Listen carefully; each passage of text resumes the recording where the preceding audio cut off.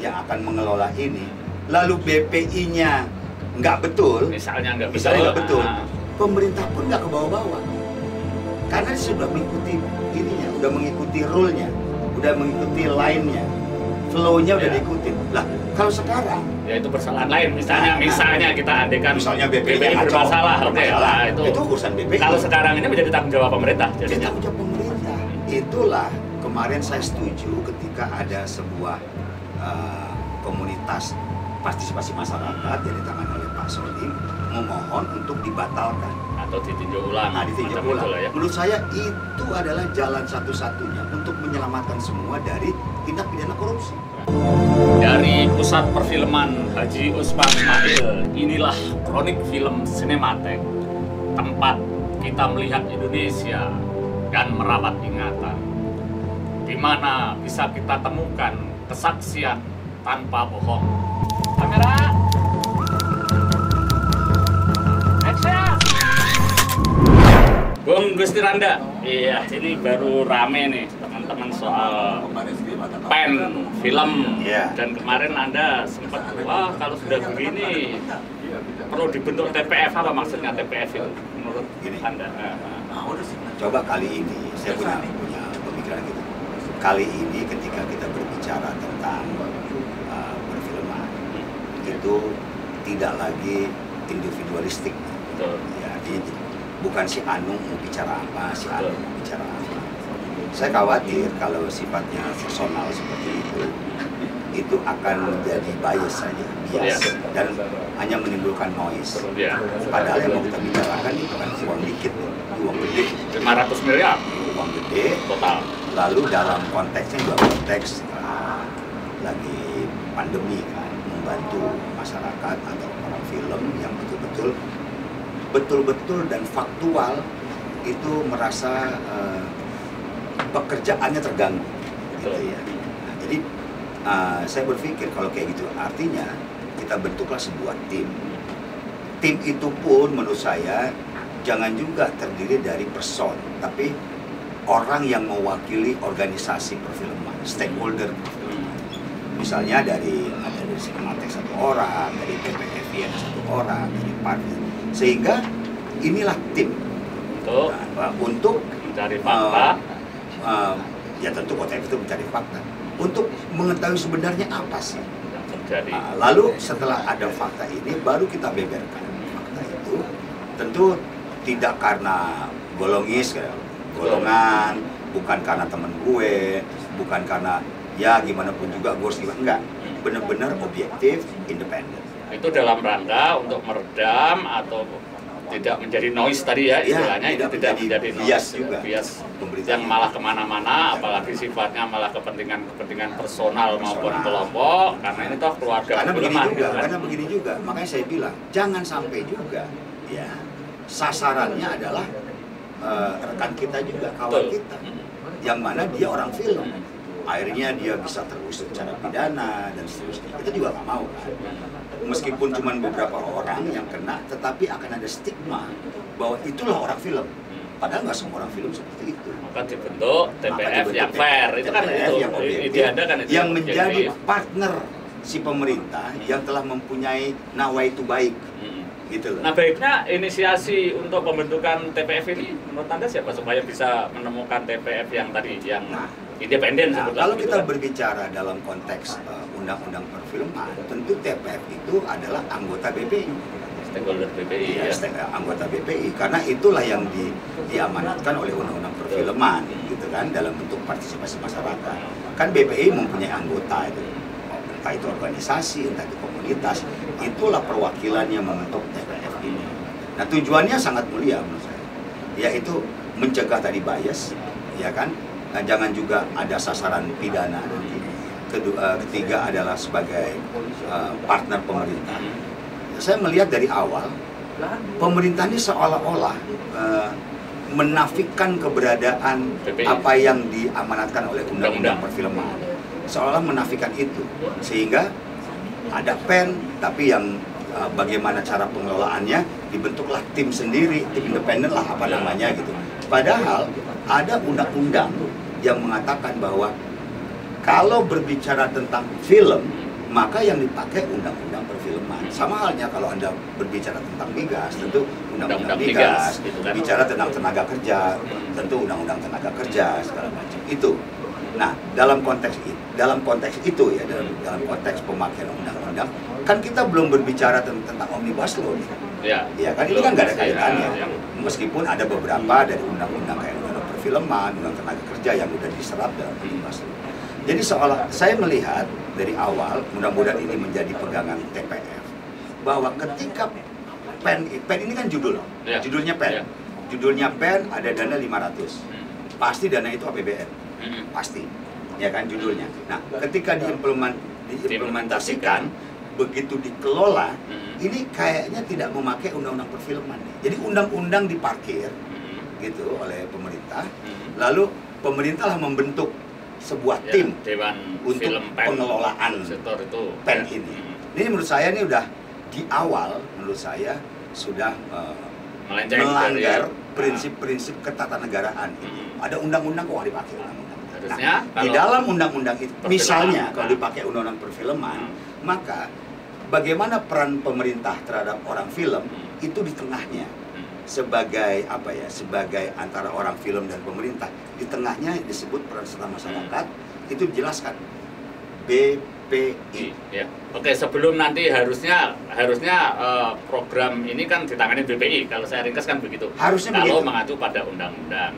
Jadi sekarang ini kan yang terjadi adalah kegaduhan karena hasil dari kurasi penerima bantuan ini dianggap tidak memenuhi azas keadilan masyarakat film kan gitu. Itu impact. Ya, kalau itu efeknya kan jadinya. Gara-gara dasarnya salah. Maka akibatnya seperti ini. Ke belakang kan seperti itu. Bagaimana kalau kemudian juga ada justru ini BPI adalah bagian dari masalah itu karena di awal justru PEN ini semula adalah usulan dari stakeholder BPI 20 stakeholder gitu ya. Terus kemudian itu diterima, lalu kemudian dimasukkan di dalam program PEN, lalu ketika kembali di sini baru tadi pelaksananya membentuk dewan khusus dan sebagainya. Ada dewan tersendiri. Tetapi BPI sendiri sebenarnya sudah merancang awalnya, tetapi waktu itu sudah ada indikasi bahwa ini yang akan dapat sekitar 14 perusahaan dan sebagainya. Nah, dari situ justru dari awal munculnya masalah. Menurut Anda gimana? Kan sebetulnya ini masalah akuntabilitas. Akuntabilitas.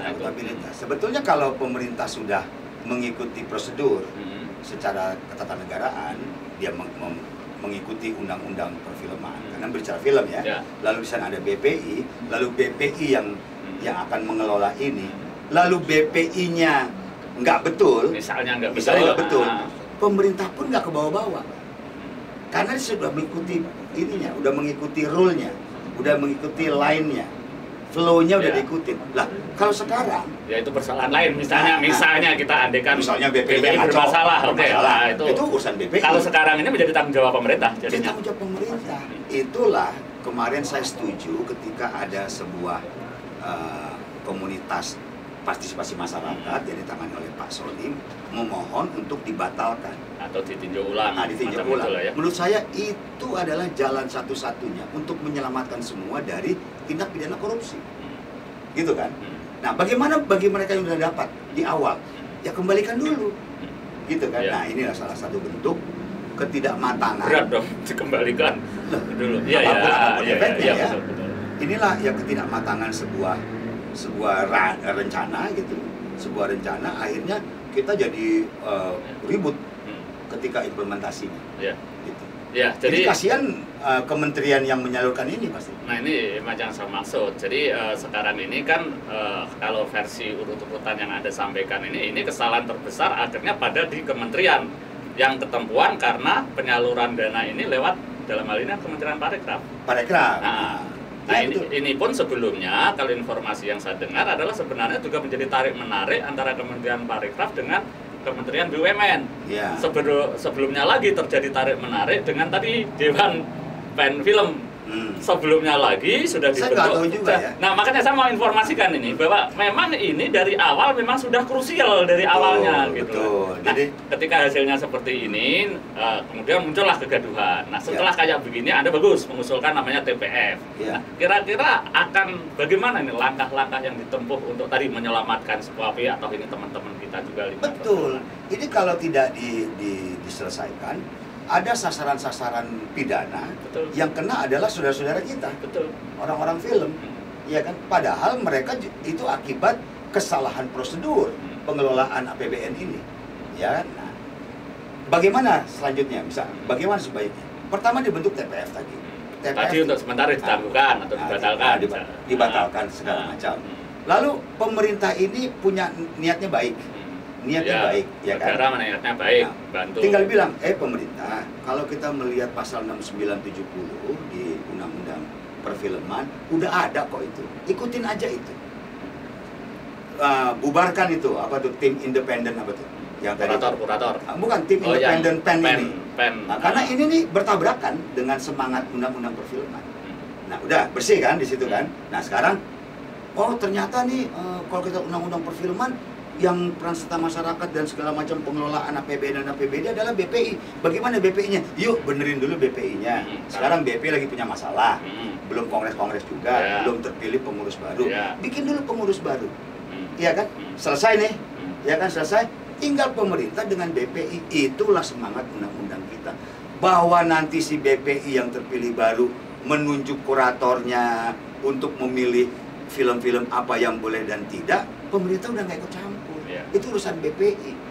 Masih kurang seneng juga masyarakat perfilman akibat keputusan kan jelas di antara mereka itu. Wadahnya itu gitu ya. Iya. Tapi apa itu mungkin sebuah anggaran yang dianggarkan untuk tahun 2021 tadi disebut-sebut tanggal 20 Desember justru harus ada audit kalau kita mengikuti cara-cara presiden kita yang sebelumnya, ya kan ini bukan masalah yang repot. Menurut saya sih nggak sangat repot memang. Nggak sangat repot. Artinya, udah batalkan dulu seperti suratnya Pak Sony, ya kan? Batalkan dulu saja sementara, ya kan? Apakah kalau dibatalkan kiamat buat orang film? Nggak juga, ya kan? Gitu kan? Nah, lalu bubarkan yang namanya apa tuh tim Dewan PEN itu, ya kan? Terus ini bagaimana BPI? Ya segeralah BPI orang film menggugah BPI, menggugat BPI, menggugah untuk segera membuat kongres. Jadi itu, jadi barang tuh di bulan Januari pemerintah dengan si BPI yang baru bicaralah bagaimana nih juklaknya, juknisnya dalam masalah uang 500 miliar gitu. Terlanggar ini, udah lewat tahun 2021 harus kembalikan kepada kas negara. Ya itu konsekuensi logis APBN begitu. Ya, nah kira-kira ada sangat jelas sebenarnya ya, yang jalan terbaik ini ditangguhkan atau dibubarkan, dibatalkan kalau yang sudah menerima bahkan dikembalikan, diimplementasikan tahun depan dengan prosedur yang lebih berdasarkan pada undang-undang kan gitu. Nah, cuma kan sekarang ini kegaduhan ini berlanjut ini. Surat sampai ke menteri juga ngasih tanggapan, terima kasih bro dan sebagainya. Lalu kemudian tokoh-tokoh film. Nah, kita ini kan gini, kita ini dapat informasi banyak ya di kronik film dan itu adalah nama-nama yang cukup populer. Cuma karena tadi kita ini satu keluarga, ya, yang ini produser, yang ini sutradara, sehingga ini nama-nama juga saya sering nggak nyebutin, tetapi ada tuh kalimat dari awal kami tidak ikut karena ini bermasalah, dari awal ini penuh rekayasa. Selamat untuk yang berhasil mengakali uang rakyat dan sebagainya termasuk sekarang ini silahkan itu bro yang gue bilang noise. Noise ya kan jadi noise kan, jadi noise, ada yang merasa difitnah, ada yang merasa dituduh dan sebagainya jadi banyak itu noise. Kalau kayak begitu ya itu sebagai sekedar gimmick tapi pasti tidak akan menyelesaikan persoalan ini. Kalau menurut saya memang harus segera diselesaikan secepatnya, dan bagi Kementerian Parekraf misalnya kan sangat mudah itu, bahwa untuk membatalkan terlebih dahulu dengan satu surat, hari ini dibatalkan, besok kan tidak berpikir lagi soal itu. Bubarkan yang namanya Dewan apa itu tadi itu, Dewan Pengelolaan PEN, lalu BPI kejar harus segera dan sebagainya, bikin kongres. Ayo kita mulai dengan baru. juklak dan juknis yang sesuai dengan apa yang udah dipunyain oleh undang-undang perfilman. Sehingga Pak Menteri kita ini, Pak siapa itu, Pak Sandiaga Uno juga jangan kepleset juga. Ya kan jangan sampai dia dapat jebakan Batman nih. Apalagi kalau misalnya beliau ingin maju sebagai presiden. Masa dengan persoalan uang 500 miliar dia tidak bisa running RI1 jadinya. Ya kayak gitu-gitu Mas. Enggak betul, karena ini ya kemarin saya di podcast ini juga cerita bahwa dana ini jumlahnya sekitar 500 miliar lebih. Yang tersalurkan, yang akan tersalurkan itu kan 60 miliar plus 8 miliar plus sekitar 80. Orang mulai bertanya, sisanya ini kemana? Sisanya piye? Nah, ada lagi yang menginformasikan, oh ini kan untuk pertarungan 24 ini siapa lagi yang punya partai di antara menteri-menteri ini? Juga. Sudah ada begitu. Kalau dari sisi nilai sisa ya, gitu ya enggak ya? signifikan lah untuk running. Tapi bukan, untuk untuk alat tadi itu loh apa? Anda istilahnya ada running. Alat menjadi jebakan Batman tadi. Malah dapat berpotensi untuk menutup jalan. Persoalan yang kecil ini. Gitu. Betul, karena di dalam Dewan PEN itu kebetulan juga ada unsur kementerian di sana yang ternyata adalah juga orang partai. Nah, kan ini informasi aja, jadi sinyalemen Anda tadi. Ya, ini kan sama juga kayak lempar paku 50 meter gue tukang ban. Iya, gitu. Oke lah, kita akan ketemu lagi dalam Kronik Film Sinematek. Dari Pusat Perfilman Haji Usman Ismail, inilah Kronik Film Sinematek.